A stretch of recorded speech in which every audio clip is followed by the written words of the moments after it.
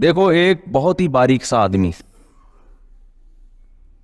بہت باریک، جو صبح نہار منہ ایک چمچی غٹا غٹ دودھ پیتا ہے اور اس کو غٹا غٹ سے تعبیر کرتا ہے. ایسے بھی کراچی میں ہیں الحمدللہ کہ جب آ رہے ہوں گے تو ایسا لگتا ہے کہ ہینگر پہ کپڑے لٹکے ہوئے ہیں. سے باریک باریک لوگ دیکھیں ہم نے. گٹکے کی پیداوار، معذرت کے ساتھ کوئی گٹکا کھاتا ہو تو، اور بھی بہت ساری حرکتیں کر رہے ہوتے ہیں، اور اب تو ڈاکٹروں نے بھی ان حرکتوں میں ڈال دیا ہے کہ کرتے رہو. اس میں پورا ایک بیان ہوا ہے، ابھی اپلوڈ نہیں ہوا، وہ کسی ٹائم پہ اپلوڈ کریں گے انشاءاللہ. وہ اپلوڈ اس لیے نہیں کیا ہم نے کہ یہ جمعہ اور اتوار کے بیان لوگ سنتے ہیں فیملیز کے ساتھ، تو اس میں کچھ ایسی باتیں ہیں جو صرف نوجوان نسل کے لیے ہیں، تو میں نے اس کو منع کر دیا جمعے کے دن نہ چلایا جائے. اس کو الگ سے اس کا عنوان لگا کے، تاکہ جو نوجوان لڑکے ہیں وہی دیکھیں. اس میں یہ جو ہاتھ سے اپنی خواہشات پوری کر رہے ہوتے ہیں نا، آج کل ڈاکٹر اس کو پروموٹ کر رہے ہیں، اس سے کچھ نہیں ہوتا ہے، اس ٹیسٹ، بعض ڈاکٹر سب نہیں، تو اس سے لڑکے جو نہیں بھی کرتے وہ بھی ان گندگیوں میں لگ رہے ہیں. اس پورے بیان میں نے یہ بتایا کہ یہ صحت کے لیے نقصان دہ عمل ہے. اب ڈاکٹر فوراً کہیں گے یہ مولوی صاحب جو ہے نا سائنس کی باتوں میں ڈاکٹروں کی فیلڈ میں ٹانگ کیوں اڑا رہے ہیں، ڈاکٹروں کی فیلڈ میں ٹانگ کیوں اڑا رہے ہیں. میں ایک بات اکثر کیا کرتا ہوں کہ دیکھو کچھ چیزیں ایسی ہوتی ہیں جن میں میڈیکل سائنس کی ضرورت نہیں ہے، کھوپڑی کی ضرورت ہے. دیکھو ہم کو جو مذہب میں علماء کی ضرورت ہے نا، موٹی موٹی باتوں میں علماء کی ضرورت نہیں ہے. جب آپ مسائل کی طرف جاتے ہیں، فقہی مسائل، اس میں ضرورت پڑتی ہے جو لوگ اس فیلڈ کے ایکسپرٹ ہیں. جو موٹی موٹی باتیں قرآن و سنت نے بیان کی ہیں نا، ان میں تو عالم کو بھی دیکھا جائے گا کہ اگر یہی بیان کر رہا ہے تو یہ عالم ہے، اس کے علاوہ بیان کر رہا ہے تو یہ عالم جاہل ہے. جیسے زکوٰۃ اسلام میں ہے یا نہیں ہے؟ ابھی تو قرآن میں جگہ جگہ ہے زکوٰۃ، اجماعی مسئلہ ہے. رمضان کے روزے فرض ہیں، 5 نمازیں فرض ہیں، ماں باپ کا احترام فرض ہے. اب کوئی مفتی صاحب بیٹھ کے تقریر کریں کہ اسلام میں ماں باپ کا احترام نہیں ہے، اسلام میں رمضان کے روزے نہیں ہے، شوال کے روزے ہیں. اب آپ اس مفتی سے، کوئی جاہل گنوار دیہاتی اٹھ کے تقریر کرے یہ مفتی غلط کہہ رہا ہے، لوگ اس جاہل سے کہیں کہ مفتی وہ ہے یا تو ہے؟ وہ پڑھا لکھا ہے بھائی، تو ٹماٹر اگاتا ہے، پیاز اگاتا ہے، تجھے زیادہ پتا ہے یا اسے زیادہ پتا ہے؟ شریعت کی بات علماء سے پوچھی جائے گی نا. تو اس موقع پر یہ بات درست نہیں ہے بھائی. شریعت کی بات علماء سے پوچھی جائے گی، لیکن جو بالکل 2 اور 2 4 کی طرح اجماعی مسئلے ہیں ان میں تو عالم کو بھی پرکھا جائے گا کہ یہ اس کے مطابق بیان کر رہے ہیں تو ٹھیک ہے، اس سے ہٹ کے بیان کر رہے ہیں تو یہ عالم ہی ٹھیک نہیں ہے. تو وہ گوار دیہاتی کہہ سکتا ہے کہ بھائی شریعت کی بات علماء سے پوچھی جائے گی، نماز پڑھنی کیسے علماء بتائیں گے، سجدہ صاحب کب واجب ہوتا ہے علماء بتائیں گے، رمضان کا روزہ کن کن چیزوں سے ٹوٹتا ہے علماء بتائیں گے. رمضان کا روزہ ہی غائب کر دیا تو یہ عالم نہیں ہے، جاہل ہے. یہ تو اجماعی مسئلہ ہے. تو خوب سمجھ لو، میڈیکل سائنس کے کچھ مسئلے اجماعی ہیں.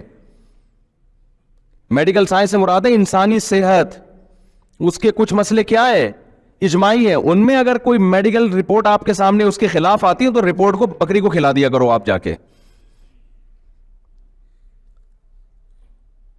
سمجھ رہے ہو؟ وہ اجماعی کیا ہے کہ نیچر کی بغاوت کبھی بھی صحت کے لیے مفید نہیں ہو سکتی. یہ جو لڑکے ہاتھ سے خواہشات پوری کرتے ہیں یہ نیچرل نہیں ہے، یہ نیچرل نہیں ہے. یہ ڈاکٹر تو کہے گا باڈی کو کوئی نقصان نہیں ہے. دیکھو جو لڑکوں سے بدفعلی کرتے ہیں باڈی کو ان کے کوئی نقصان ہوتا ہے؟ مینٹلی بیڑا غرق ہو جاتا ہے ان کا. اتنا بیڑا غرق ہوتا ہے کہ لوط علیہ السلام کہہ رہے ہیں کہ تم عورتوں سے شادی کرو، وہ کہہ رہے ہیں ہمیں عورت سے نکاح میں کوئی رغبت نہیں ہے. وہ جو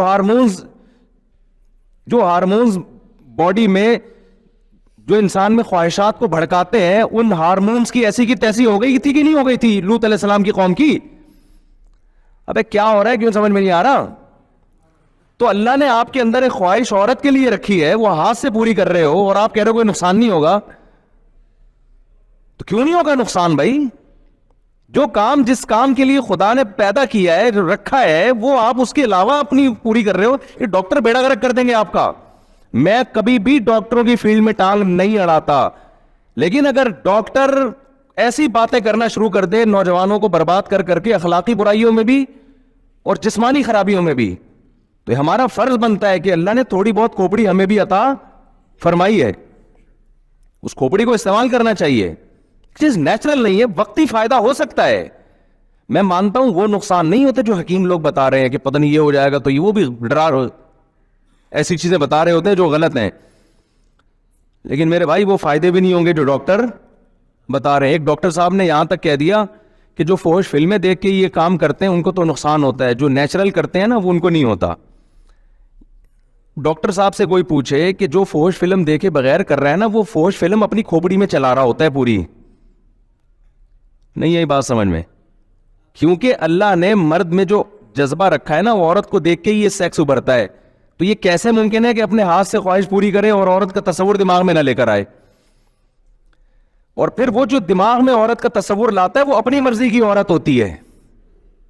بہت ہی کوئی خوبصورت حسینہ لے کر آئے گا دماغ میں, اور جو حقیقت میں اس کو ملنے والی ہے عین ممکن ہے وہ اس جیسی حسینہ نہ ہو.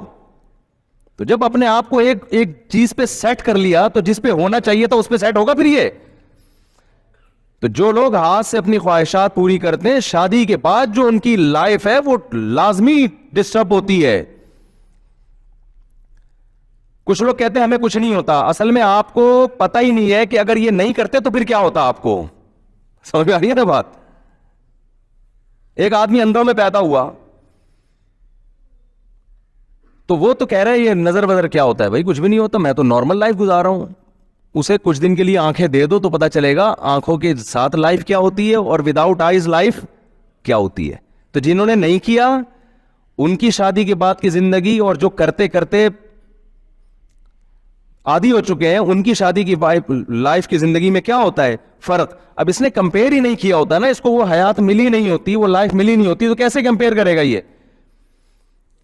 تو وقتی فائدے تو ہو جاتے ہیں, وقتی تو چھٹا لگانے میں بھی ہوتے ہیں بھائی, ریلیکس ہو جاتا ہے. تو ڈاکٹر یہی کہہ رہا ہوتا ہے کہ ڈپریشن میں جا رہے ہیں تو یہ کام کر لو تو ذرا ریلیکس ہو جاؤ گے. وقتی طور پر سب کچھ ہوتا ہے, فائدہ ہوتا ہے, لیکن اس کے دور از نتائج وہ نقصان دہ ثابت ہوتے ہیں.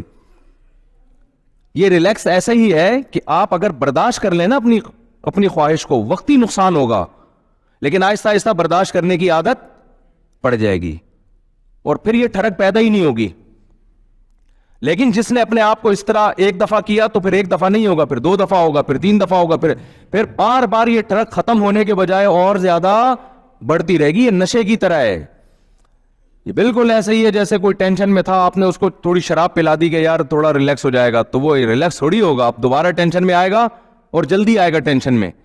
پہلے تو ٹائم کے بعد آ رہا تھا, اب جلدی آئے گا ٹینشن میں. اب پھر 1 گھونٹ پیا, اب 2 گھونٹ پیے گا, پھر 1 بوتل پہ آئے گا, پھر 2 بوتل پہ آئے گا, پھر وہ بن جائے گا شرابی. تو اس لیے جو اللہ رسول نے کہا ہے نا وہ غلط نہیں ہو سکتا. اللہ میاں نے ہمارے لیے ایک ہی آپشن رکھا ہے بھائی, نکاح کرو. اور تمہارے لیے اللہ نے کس کو پیدا کیا؟ بیوی کو پیدا کیا بس. الا علی ازواجہم او ما ملکت ایمانہم, اللہ نے فرمایا صرف بیوی ہے تمہارے لیے. فمن ابتغى وراء ذلک, جو بیوی کے علاوہ کوئی بھی راستہ اختیار کرے گا, فاولئک هم العادون, یہ لوگ اللہ کی حدود کو توڑنے والے ہیں.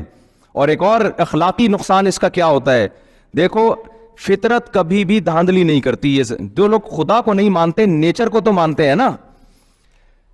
ارے جو خدا کو نہیں مانتے وہ نیچر کو تو مانتے ہیں نا, کہ کائنات میں ایک نظم ہے, ربط ہے, جس کو وہ نیچر سے, میں آ رہا ہوں اپنے اصل ٹاپک کی طرف, یہ ذرا درمیان میں بات آ گئی, تو وہ نیچر کو تو مانتے ہیں کہ نہیں مانتے؟ تو مجھے آپ بتاؤ آج تک نیچر نے کبھی غلطی کی ہے؟ جو چیز نیچرل ہے وہ کبھی غلط ہو سکتے ہیں؟ بالغ ہوتے ہی اللہ آپ کے اندر بے پناہ شہوت رکھ دیتا ہے.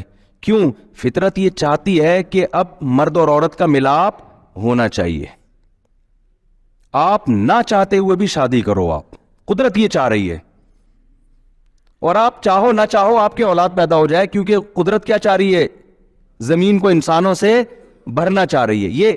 یہ جو نسل بڑھانا ہے یا مرد اور عورت کا ملاپ ہے, یہ قدرت نے انسان کی رائے پہ نہیں رکھا, بلکہ انسان پر یہ مسلط کر دیا ہے کہ نہ چاہتے ہوئے بھی کرنا وہی پڑے گا جو خدا چاہتا ہے.